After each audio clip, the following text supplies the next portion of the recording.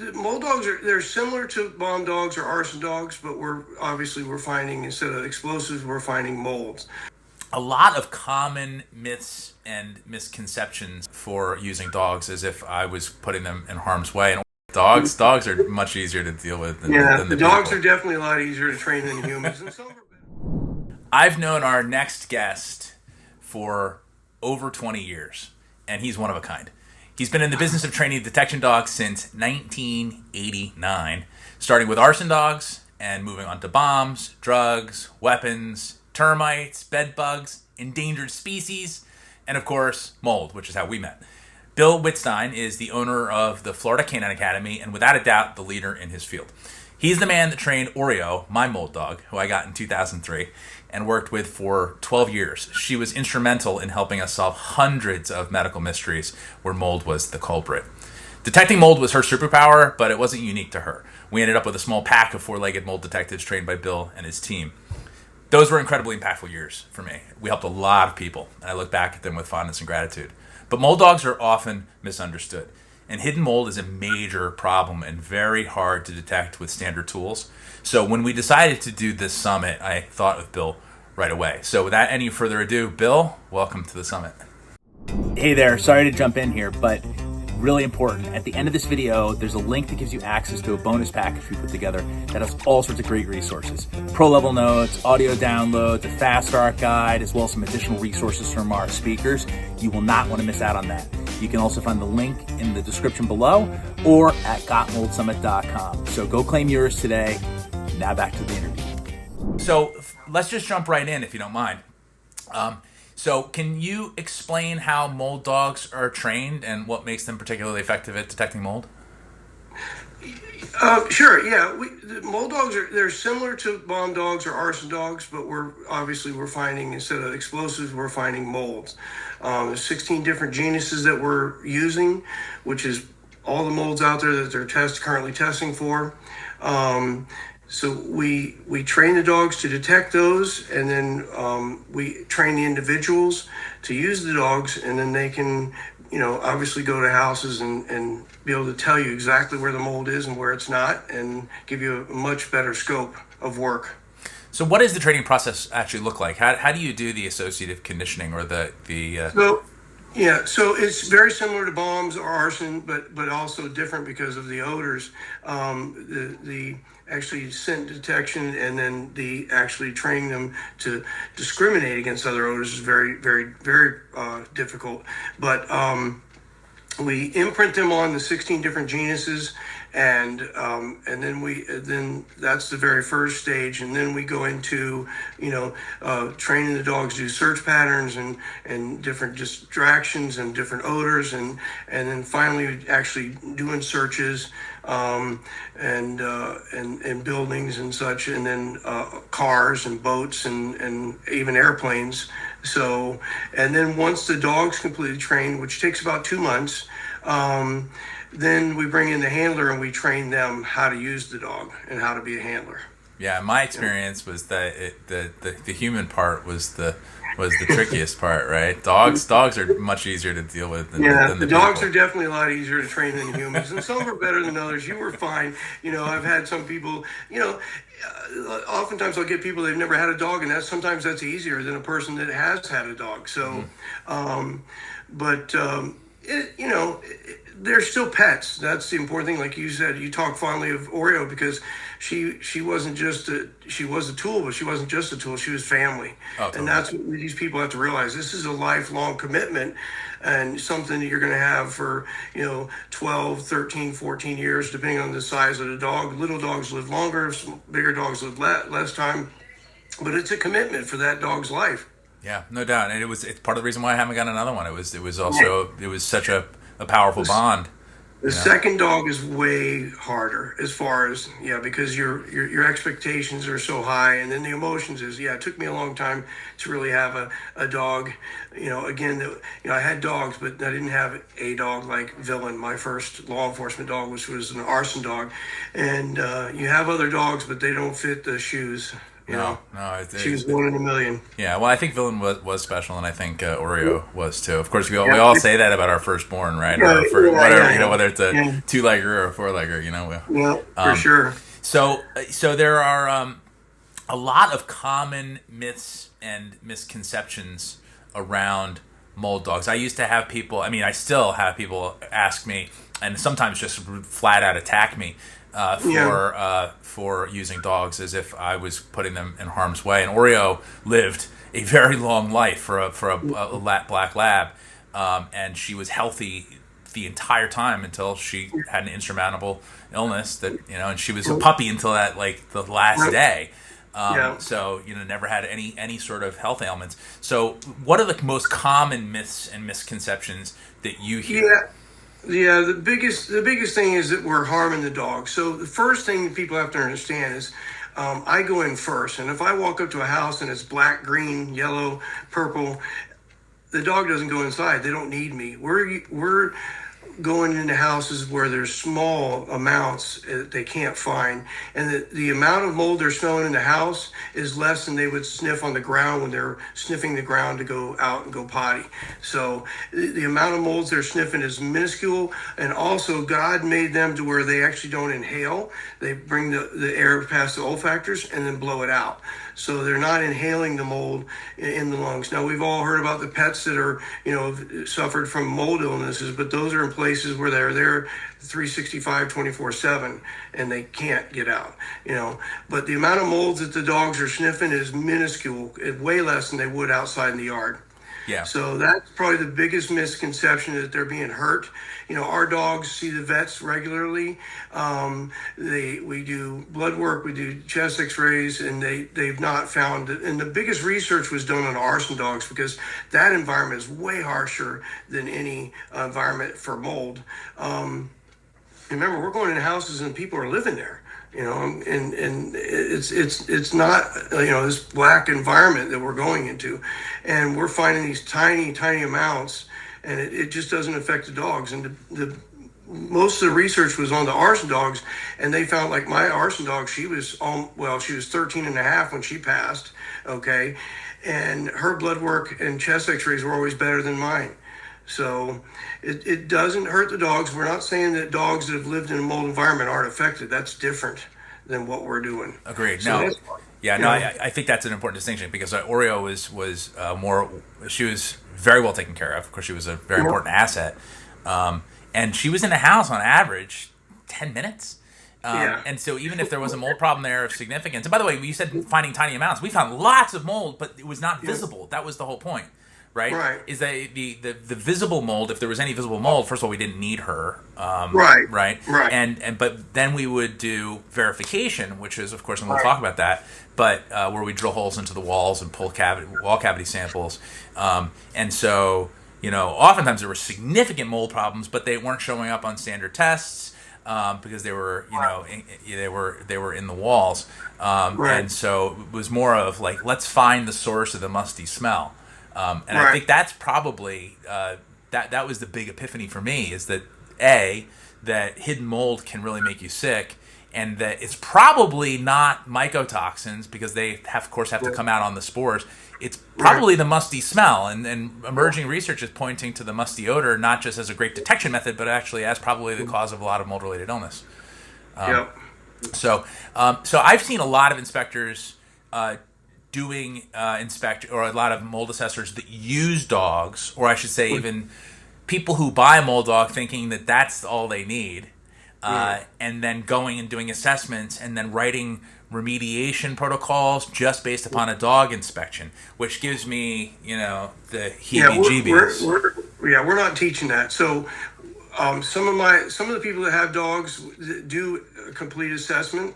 Myself, I don't do. I have done it years ago. I didn't, but I've streamlined my business, and I work with assessors, and probably 95% 5% of my customers already have an assessor. If they don't, then we give them the information and we recommend they get one, because to be able to write a protocol if it's required, and just to complete the other aspects. So what I'm doing is I'm just one part of it, and we work with the assessors. Some of the dog people, my people, do the whole thing.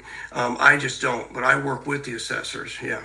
Yeah, no, I use I usually come after, and then they give my information to the assessor. And what I tell people is my consulting is included. So I consult with the assessor. Once they give him because we go in and we mark the areas, and then the assessor usually calls me. And also a lot of times the assessor is there when because we set this up ahead of time, and they're there when I'm doing it, and they can see the dog, see what we're doing. If not, we mark the areas, and then they consult with me, and that's all included in it. Yeah, we're just one part of the inspection. Yeah, that's a really important Big part, but that's because it's my part. Everybody thinks their part's big, but we're just one part of it.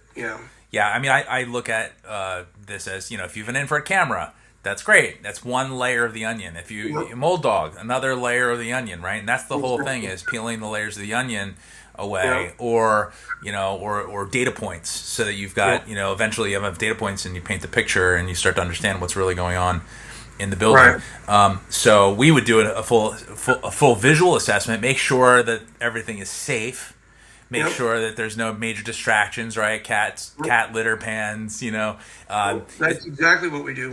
I go in first, and my assessment takes way longer than the dog does. Totally. And that's kind of what we're looking for. Hazards. I always tease and say the Ming vase on a three-legged table, I want to stay away from that area. The dog's graceful, I'm not. We want to see if there's any hazards, any pesticides, or any electrical cords or whatever. Yeah, and that's what we're doing. We're going in and assessing that, and evaluating the house. Then we bring the dog in, and that's way quicker than my initial assessment. Yeah, totally. And then we come back in and go through everything with the customer. And then, like I said, our consulting is included. So we consult with their mold assessor and give him what we found, so that they can make their assessment complete. Like you said, we're one layer of it, and we make sure that they understand that. Yeah, and it really comes down to, I think, learning how to, at least this is how it was for me, is learning how to interpret these subtle cues, right? So, like, as the relationship deepens and as the mold dog gets more experience, you start to see that, that's a real alert. Oh, okay. Or that's a secondary alert, or primary or secondary. But then also, Oreo had a tendency to alert on air conditioning vents, of course, because there's a lot of condensation on those, right? And and if people watch, they'd freak out. Oh my God, I got mold in the ducts! And so, the whole thing was to be able to look at everything and be able to investigate it, because sometimes she was right. There was, the HVAC system was a problem, but oftentimes there was a little bit of condensation that was not even visible, where there might be some cladosporium growing on the grill on the register, right? And so. Oftentimes it's just cleaning the register. So small things like that, but you can't ignore any of them. But oftentimes those alerts would lead us to much larger problems. So what are the biggest challenges in training a mold dog? And have training methods evolved over the years? Oh yeah, of course. Like anything, the biggest challenge is. Usually, the dog's got to be, so the way we do it is we have the customer, we train their dog. So if they don't have a dog, they find a dog, we help them do that.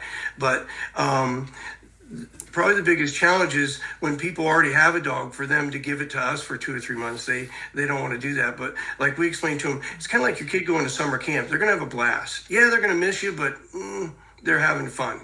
And so that's a big issue. But also finding dogs that, because the dog has to be friendly. It has to not be afraid. That's a huge thing. I tell people, you have to be able to go to Home Depot and walk in that door, and when it opens up, the dog has to just walk in, not go, oh my God. They can't freak out, because everyday environment, they're going to be exposed to all that. So finding a dog, not every dog can do this. So evaluating and finding a dog that'll work, and then getting it through the program, that's probably the biggest thing. And samples, collecting our samples is easier, and the training as far as the training methods goes, it's gotten easier for that to get the molds and imprint the dogs on them. Of course, we have a training facility that's set up for all that: hidden doors, hidden traps, hidden walls, hidden windows. Traps in the windows, the air conditioning system. We can do one duct, two ducts, the whole system. So we've streamlined our training facility for that kind of thing. Because mold is different than I get people out there that, I had a drug dog, so I'm going to do it, and yeah, that's great, but this is not drugs. It's different, and you have to know the industry to be able to do that. Totally. So it makes a huge difference. Yeah. So what is the difference between training a bomb dog or any of the other detection targets and mold? Well, the biggest thing is the industry. You got to understand the industry. I mean, before you could train a bomb dog, you had to go to explosives school. You have to know about explosives. So what I tell people is, they want to jump in and train this dog, and they've never even done a mold inspection. They don't understand the industry. How can you do that? You have to know what we do. So we did this from ground up, and that's the most thing is, other companies trying to copy us are saying, oh, well, we got to do this because they're making money, but they haven't been in the industry, and you have to know that, because that's what I tell people, even if you trained your own dog, you don't know what we're going to teach you, because we've been doing this from the beginning. Yeah. So that's worth the price in what you're going to know, but it's just making sure the dog understands and making sure the person understands, and like you said, marrying them together as a couple and learning and understanding the dog. That takes a little time too. Knowing is that dog smelling where a cat peed, or is it mold? You know what I mean? Or maybe it's both, because the cat pee caused mold. So you have to know and understand the dog, and you have to know that. So yeah, and that is quite a learning curve. The first few months with Oreo were really tricky. That's what you said. The first 2 months, and that's one of the things we offer too is on our program. So we don't just turn the people out there. We're doing quarterly testing and annual recertification on computers like this. So I may have a dog in France, but we can FaceTime and train with them. And while they're doing that, those first couple months, that's one of the things you talk about is made advancements. You had to call me on the phone and try to describe it. Nowadays, they can call me on the phone and I can see what they're looking at. And they go, well, try this. Oh, let me watch it. Okay, well, so we're helping the new handlers more. So which helps that first few months, the learning curve, the first few months, they accelerate pretty quickly now, because you had to do it. And, like I said, you could call me on the phone, but you had to describe, well, it's a living room and there's this, that. I can actually see it now, Yep. and see what they're looking at. So that part has really come light years. I mean, it's huge, I can imagine. So especially with overseas clients as Yeah. well. I can, and one day I'm in Japan and France, Switzerland, England, wherever. I can do this be in multiple countries in one day via, FaceTime and the computer. And that's really helped a lot. That's cool. So how many mold dogs have you trained by now? It's been 30 years, or at least 25 years, right? Yeah, thousands. I mean, we had them everywhere. We stopped for a while because people, I had a few, and you remember this. I mean, we had, and we're trying to make sure this doesn't happen again, by maintaining a certification and maintaining quarterly testing, is we had people that got involved in this and they saw it as a money scheme, and they were finding stuff, but then they'd find extra stuff and this and that. So we stopped selling for a while because we got I got a little bummed out about that, because this is my baby, and you have people ripping people off. So we're trying to pick people that have lived the nightmare, or people that are in the business now, so that they know and understand it. And we're also watching them. Of course, I can't force somebody to maintain their certification, but if lots of customers now call me and say, is this dog certified? And if they're not, nope, not saying he's bad, but I haven't heard from him in a year. You know what I mean? So we're trying to, maintain that as we would in law enforcement. We train regularly with the guys and gals that have dogs, and we test quarterly. So we're following the same thing, which was accepted in court, and we're trying to maintain the quality. So if you have that mold dog title, people can feel comfortable knowing that they're trained and maintained and at a high level, and that's the difference. Yeah. So what kind of certifications are required? Are you're doing this on a quarterly basis? Yeah, we're on a quarterly basis. We see the people on we video. They're required to do a certain amount of exercises to where we see the dog work. We do hides out. We do I'm seeing the dogs on a regular basis, which I couldn't do before. Hey there, sorry to jump in here, but really important. At the end of this video, there's a link that gives you access to a bonus package we put together that has all sorts of great resources. Pro level notes, audio downloads, a fast start guide, as well as some additional resources from our speakers. You will not want to miss out on that. You can also find the link in the description below or at gotmoldsummit.com. So go claim yours today. Now back to the interview. You remember when we were doing testing, I sent you a test and you had to poke a hole in the can and you picked the right can, mailed it back to me, and we looked to see if you were correct. And, and it was the best we had at the time. But now, I can talk to somebody this afternoon in France and watch them work the dog and recertify them in real time, so that's made it huge, because we just didn't have that capability of maintaining them. And by me watching them, I can tell if this person's not maintaining that dog, and I can, just say, hey, you didn't pass. Here's what I say to do to remediate it, and we'll get back together in a couple weeks, and they're going to practice, and during that time they can call me, or I can be on video with them. We're going to help them bring them back up to speed, because that's what we want. We want a set level of quality, because we want mold dogs to be accepted. We want assessors to feel comfortable when I come out there that my dog is trained and maintained at a certain level. And the public has that right. So that's what we're doing. It's not mandatory by law. I can't make somebody do that. But like I tell them, if you don't do this, then if someone calls me and asks, I'm just going to say, no, I haven't seen them. I'm not saying you're not good. I just haven't seen them. And nowadays that happens all the time. People email or text and say, hey, is this your dog? Are they certified? So the people are more educated now, so they're asking that, and it's making the people are having to do it, because the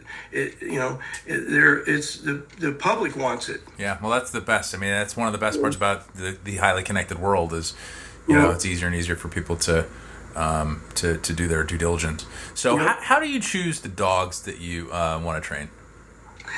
Well, they need to be friendly. Okay, we prefer them not to want to eat other pets. They don't have to like cats, but we don't want them to eat it. And we want a dog has lots of energy. Usually, as I tell people, when you're hiring an employee, you don't want a couch potato. You don't want somebody who doesn't come in. You want a dog like Oreo was, full of energy, and that's why she was turned in, because she was way full of energy. And you had her for 12 years, and she was the best dog ever. Manners and everything. It's because you were working with her. She was going to work every day and do it. So that's what we're looking for. The dog that maybe has a little bit of extra energy. Okay, we want a dog is confident. Okay, we want a dog that likes food, because we use treats and praise. And then we want a healthy dog to begin with. They don't. It can be a boy or a girl. It can be a Jack Russell or a Labrador. Really the only dogs that we can't use are smush nosed dogs like pugs, and which are I love pugs and Frenchies and bulldog. I love them dogs, but their sense of smell is not as much as a dog with a longer snout. But the range is pretty open, but also a lot of people don't realize this, but if you went to a pound and picked 100 dogs, only one of them would make it through the program. So wow. If you just randomly took 100 dogs, you'd find one. So we screen that down and work with the people and make sure they get that one. But it's not every dog can do this. Yeah, well, you used to say that you looked for dogs that needed a job to stay out of trouble, which was Oreo, right? She was 2 times on Well, doggy death row, and yeah, yeah, left to her own devices. I came home and she ate 7 avocados off yeah. the Oh God. counter, like so, and all the pits Yeah. and everything too. I mean, like the Oh, no whole. kidding. Oh yeah, there were scraps of skins. Um, Well, I've heard all kinds of stories. And the worst one I ever had was a couple that got married. It was their first year wedding anniversary, and the wife put the wedding cake that, of course, you freeze, it's supposed to eat, and she put it on the table to defrost, and the dog ate the cake. And the wife was not happy. I've heard some stories through the years, but the avocados, that's pretty funny. My dog, Villain, she ate a whole package of Oreo cookies. And it was like the kids saying, no, I didn't eat them. When I got in the car, she was kind of shaming, and then she smiled, and she had Oreo cookies in her teeth. So Yep. Well, you might remember actually the time that I had these 1-800-GOT-MOLD chocolates made that I would give out at whoa. doctors' offices, and the guy that was working for me at the time left them on the kitchen counter, Oh and no. usually we put her in the crate when we left for any length of time, but I just ran out for a bit and came back, and I came back and they were gone, Whoa, and of course wow. it's chocolate, right, which is Yeah, bad yeah, news, yeah. and the the consequences of that, she didn't actually, she had GI stuff, but it was Yeah. all over the house. It was just a Oh man. complete Yeah. disaster, and I had to give her, we had to coax her digestive system back Well, into normalcy. It was very scary, of course, well, but yeah. the reality is that energy that made her an effective working dog, and the fact that she had that drive for food, Yeah. Yeah. was what we harnessed to make her so effective at work. But that never went away, right? No. She was like that Right. until literally the day she died. Yeah. If you stop doing the work, they get depressed. Yeah. Yeah, no, Yeah. she really loved the work. In fact, she used to she would get excited, ready to go to work. Boop, she'd Yep. throw on her Yep. jacket, and she really loved the media. She got to like the cameras following her. She turned Yeah. around a Yeah. couple times, licked the lens. The camera man They love that. did not Yeah. like Yeah. that. Yeah. It was great. It was great fun though. I'll tell you, it makes doing mold assessments, Yeah. really really enjoyable. So you also had this really interesting knack, and I'm sure it's probably even gotten better over the years. But for pairing personalities of dogs and people, you want to talk about that? And that's important because like I said in the beginning, this is a lifelong companionship. So you got to have the right dog with the right person, and that's part of what we do. We work with the prospective handler, and we figure that out and pair them up. Yeah, and make sure that it's going to be a good marriage, as we say. Because it's a lifetime commitment. And also, nobody wants to work with somebody you don't like. You know what I mean? So, and especially with these dogs, they become part of the family. I mean, I'm sure I could make you cry probably right now about Oreo, and I could cry about Villain. I don't talk about it too much because it chokes me up. Me too. They don't realize they say, oh, it's harmful. No, it's not harmful for the dog. This dog is, like my daughters are now in this business, and my daughter refers to her dog as her child. Okay, so I get it. and you'd have to go through my daughter to get to her dog, although he's a pretty big boy. He's a Belgian Shepherd, but she would stand up in front of you to make sure you didn't hurt him. Totally. So they're part of the family. But yeah, we pair them up, and that's a really important thing because you gotta like this dog. So because people say to me, oh, what dog do you think's the best? Well, I got to pick the dogs that's best for you. You got to have the dog that's best for you, not me, because what you like and what I like are two different things, and, I think Oreo was a great fit for you. She was. Yeah, no, our energy matched. Not as done as good with somebody else. She shined because it was a perfect marriage. That's what I tell people. Yeah, no You know? doubt about it. It really was, and I remember, I'm with the same woman that I was with right when she died, but I remember in the beginning I said, I need you to understand something, that this Yeah. is my number one girl, Yeah. right? And that's it. And so Oreo was very clear about that too. So when Sarah would come over, Oreo would sit Yeah. between us, right? There was Yeah. she Yeah. had her territory, and she was going to make it clear that I was her guy, and Yeah. and so Yeah. we embraced that, because our time with her, of course, we always knew was Right. limited. That's the only thing that sucks about animals is they don't live long enough. So, you Yes, know, yeah, but they teach us how to love, and they teach us how yeah, to. They teach us and so it's much. important. I mean, I have the dog I have right now, Villain's been dead for 20 something. I don't even remember, but I've had dogs, but the dog I have right now is reminds me a lot of Villain, and she is my love, and she does the same thing with my wife that Villain did. She loves my wife, and if my wife and her were there, she would die for my wife, but if I was there, she would save me first. So, Absolutely, yeah. They prioritize, right? yeah, There's a yeah, one person that's the focus, yeah, and yeah, yeah. absolutely. No, it was true. It was truly the most rewarding. Now, short of having kids. Now that I've got kids, it's a different story. Yeah. But you know what though? The thing about dogs and kids is that with dogs, you put them in the crate and that's fine. Kids, you do that, boy, child services comes. Put So your deal, yeah. that doesn't work as I well. can relate because I'm about to have my first grandkid, so I'm going to spoil the Congratulations. crap out of it. Of Yeah. her, anyways, I should say. Yeah. Yeah, well, Yeah. that's very exciting. So in terms of maintenance of skills, so you talked about certifications, but how does one maintain the skills? I'm asking for the listeners, of course, because I did it every single day. Yeah, and we teach that in class. We have things like the training wheel, which you remember, but it's a wheel that spins and there's cups in it around, and the dog, you can practice that way. We practice doing searches. We go to Home Depot, Lowe's, Ace Hardware, and practice. We go to Pet Supplies Plus, PetSmart, different things, and they'll let us train in there. And it's something that you do daily to maintain this, and that's why I was saying with the internet now, the capabilities we have now, in 2 minutes I can tell if this person's been training the dog or not, and it's good because the cool thing about when you're in law enforcement, when the test is coming up, everybody buckles down. When you know the test on Friday, you study, and that's so you want to keep that curve where the dog goes up and down, but you have a happy medium where the dog doesn't go below this level, and to maintain it. So that's we teach them how to do that, but we also tell people, look, this is something you're going to do every day. You know what I mean? That doesn't mean you can't go away on vacation or something, but when you get back, you're gonna dive into it again and do a little extra for a while to catch back up. So it is a commitment. Not everybody needs this, and that's and that's fine. That's where some of the other dog guys are like myself and just do the dog. I work with assessors. Some of them are assessors and they have the dog. I just don't have time to do that anymore. And I work, like I said, I work, I have assessors.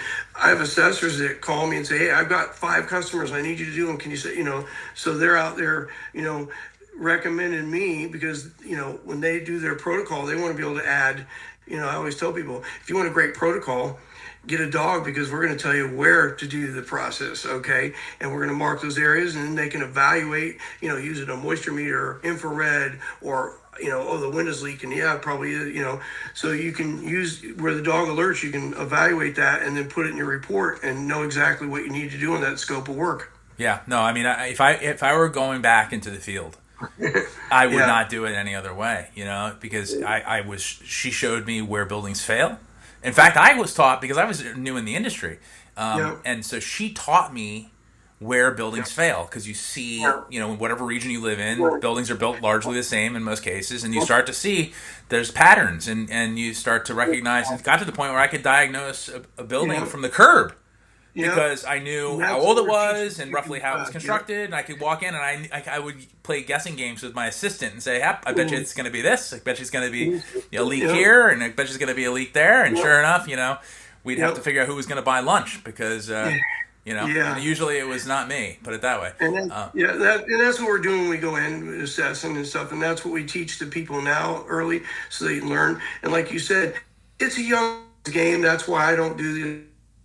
I'm 62. I'm not old. I mean, but I also don't want to do everything the assessor does anymore. I can work with an assessor and, let the young guy do all the hard work. I come in and work the dog and say here, here, and here, and they evaluate everything and put it together. And I look like a genius with the dog. They look great because they figured it all out. And at the end of the day, I can do more inspections that way. Yeah, absolutely. more No, people. it's great. It's great if you can do that. So, what advice do you have for homeowners who are considering using a mold dog for their inspection? Oh, that's a good question. Well, I mean, I make sure they're certified, make sure the dog's maintained, and and make sure, like you mentioned, you don't want somebody that's just going to use the dog. That's not what we do. Are they assessor? If they're not an assessor, will they work with your assessor? You know, are they, do they have a relationship with other assessors, and do they understand, mold? But I think the biggest thing would be to make sure the dog's, properly trained, and maintained and certified. Gotcha. Yeah, I agree. It's they're not all dogs are created equal. Not all handlers are created equal. Um, Yeah. and I would also add to that, maybe it's really useful to have someone that's got a lot of experience, if you can, right? Um, Yeah. the more experience, the better, but that's not always possible. Not always possible, right? Liz, if we didn't have rookies, we wouldn't have veterans. Okay, I was a rookie at one time, and so were you. Yep. You know what I mean? But now we are older and a little wiser, maybe, hopefully, and got some more experience. And that's what we're doing now, is trying to pass along with things like the summit, and we do in the class. And my daughters are now, and they're 29 and 27. Wow. They do this, and we're teaching them. I'm teaching them, and that's one of the things, like we do bedbug dogs, like you taught. But my girls are like, well, this is easier with bedbugs. You just say, yeah, it is. But with mold, you need that experience. You need to know that in buildings, here's a common thing, and that's what we teach. So it's a little bit more involved. Yeah, what's nice about mold is that it's a static target, though. Unlike bombs or Yeah. drugs, where it's in the back of a car, and the car's, Yeah. but mold is there, growing Yeah. in one place, emanating a musty Yep. smell, right? Yeah. And so, like that makes it, I always felt like Oreo could almost see the smell. Like we'd walk Yeah. into a house, and in the beginning we would do the search pattern, and we'd start and we'd just do the Yeah. the clockwise Yeah. pattern, Yeah. and then it got to the point where we'd go in the front door, and she would just drag me to a spot and alert, and Yeah. and then, of course, then she would then go back to the beginning Yeah. and do the pattern, and Appreciate I'd it. go back, and Yeah. sure enough, the spot that she brought me to was the hot spot. It was the hottest spot, so she That's a learned. seasoned dog. That's what we tell, rookie handlers. You got to listen to that, learn that, and do your pattern, but make sure you get that area, because that's probably key. And that's a sign of a seasoned dog. So and that's what you want. Yeah, she At was that funny. I point, mean, we call them push buttons at that point. totally. Just push the button. They go. Yeah, they know right where to go. Yeah, I can remember this one case where she brought me right up these grand stairs and all the way into this master suite, and then down the hall into this big closet which was filled with these long gowns. And she Yeah. goes right to the back under the gowns, and she alerts, and the mold dogs alert by sitting, and then they point to Yeah. the spot with their nose, and she's alerting, and the gowns are flopping up and down, and she was alerting and looking at me, looking for a treat with her nose sticking out from the gowns, Yeah. Oh And man, there's a funny cartoon to that with Tom and Jerry, and it's what she did. What she did is she didn't see it, but she smelled it. She followed the odor, and what it is Tom has a hunk of cheese, and Jerry smells you see the looks like smoke. It's the cheese, and he goes right to it, and that's what the dog's doing. They're just trailing it. It's I tell people it's no different than bombs or drugs or we have COVID dogs. We can the dogs can find it, and using their expertise in that helps us. And there's still not a machine that can duplicate what the dog does. Someday maybe there will be. They're trying, but it's not there yet. yeah, Because no, the dog guides you, and that's a perfect story, like what you said. You know what I mean? Job done. You could have left, but you do the whole thing then. But she's like, "Here it is, Dad. Just now pay give me. me more food." Yeah, yeah. Give me more food, See how great I am? exactly. Give me some love. Pay me. You know? Yeah, absolutely. So, we skipped over probably the most interesting part of this, which is how'd you get started in this, and and what's been the most rewarding part of this career for you? Well, yeah. I started out in the fire service. Was a firefighter for 20 years. My last 10, I was a fire marshal, and I had an arson dog. And I've always had dogs. Always loved dogs. Always been involved in that. But when I went to school, I went to the Maine State Police Canine Training Academy, and they're one of the oldest established academy in the country. And I just, I've always been kind of a thinker, and always just thinking of different things. And for me, mold was, you know, it was a natural, because I knew I had friends and relatives that were sick with it, and I was thinking of what else can I do besides arsons and bombs and stuff. And there was a huge need for this. I mean, we had, back then they didn't even really they weren't even using infrared in mold. They had infrared because we actually had it in the fire service, and they were like, hey, wow, we can use this in mold later. But back then, actually, the samples were a little better. An Anderson air impactor, the ones they use now, are actually not as accurate. But sometimes the reason is because you need speed, so you get the results much quicker. But the accuracy is a little bit less. So back then, what they wanted was they wanted to know where it was at. Where can you tell us where it's at right away? And pin it down. Because the old method was, if you had mold from the air samples, you just started cutting 2 feet, cut the walls at 2 feet. They would cut an entire house out, and when they found it, they would keep going until they didn't find it, and then they would stop. But 10 feet later, it could be up again. So it was kind of a flawed system. So with the dog, they realized, oh, you can go in and tell me it starts here, it ends here. Oh, and by the way, there's another piece over here, and there's some in this shower. So we point everything out. Also, Hey there, sorry to jump in here, but really important. At the end of this video, there's a link that gives you access to a bonus package we put together that has all sorts of great resources. Pro level notes, audio downloads, a fast start guide, as well as some additional resources from our speakers. You will not want to miss out on that. You can also find the link in the description below or at gotmoldsummit.com. So go claim yours today. Now back to the interview. Big misconception is, they can't find it in the attic. Of course they can. My standard joke is, if a dog couldn't find mold in the attic, I'd be a drug dealer and just hide all my drugs in the attic. Okay, you can't do that because I don't want to go to prison, because they can find it. But using the dog just made it way simpler, way smarter. And when we first brought it out, it was embraced, because we had the research and showed that it works. And it hit the industry and just started running. And I'm not a fireman anymore. I'm retired, and it's a great job. I still help people, and I get paid for it.